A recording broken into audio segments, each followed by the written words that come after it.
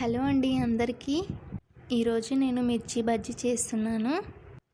హోటల్లో చేసినట్టు పర్ఫెక్ట్గా క్రిస్పీగా రావాలంటే ఇలా చేసుకోండి. మిర్చిలో స్టఫ్ చేసుకోవడం కోసము ముందుగా వాము, ఉప్పు, ధనియా పౌడర్ వేసుకొని క్రష్ చేసుకొని ఒక పౌడర్లా చేసుకొని ఒక గిన్నెలోకి తీసుకొని పెట్టుకోండి. ఆ తర్వాత ఇలా మిర్చి తీసుకొని అందులో ఉన్న గింజలన్నిటిని తీసివేయాలి. స్పైసీగా తినాలి అనుకునే వాళ్ళు కొన్ని గింజలను అలాగే వదిలేయండి. మనం తయారు చేసి పెట్టుకున్న పౌడర్ని ఇలా అన్నిటికీ 1 by 1 స్ప్రెడ్ చేసుకొని పెట్టుకోవాలి. ఆ తరువాత స్టవ్ వెలిగించుకొని కడాయి పెట్టుకొని ఆయిల్ వేడి చేసుకోండి. ఆయిల్ వేడయ్యేలోపు పిండిని ప్రిపేర్ చేసుకుందాం. 2 కప్పుల శనగపిండి, 2 టేబుల్ స్పూన్ బియ్యపిండి వేసుకోవాలి.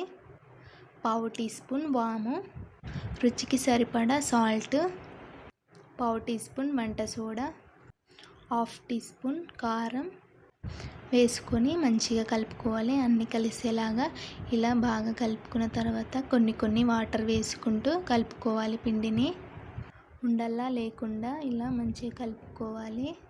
ఆ తర్వాత ఒక మిర్చిని తీసుకొని ఇలా పిండిలో డిప్ చేసుకొని ఆయిల్లో వేసుకోవాలి.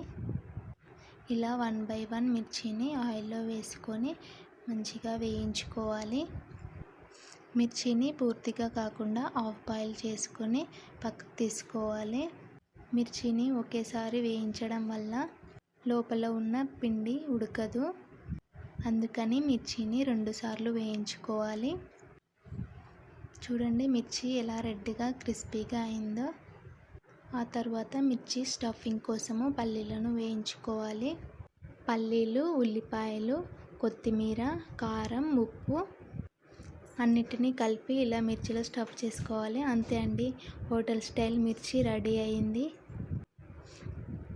లాస్ట్లో లెమన్ చల్లుకోవాలి. మీకు కనుక ఈ వీడియో నచ్చినట్లయితే వీడియోని సబ్స్క్రైబ్ చేసుకొని లైక్ చేయండి. Thank you.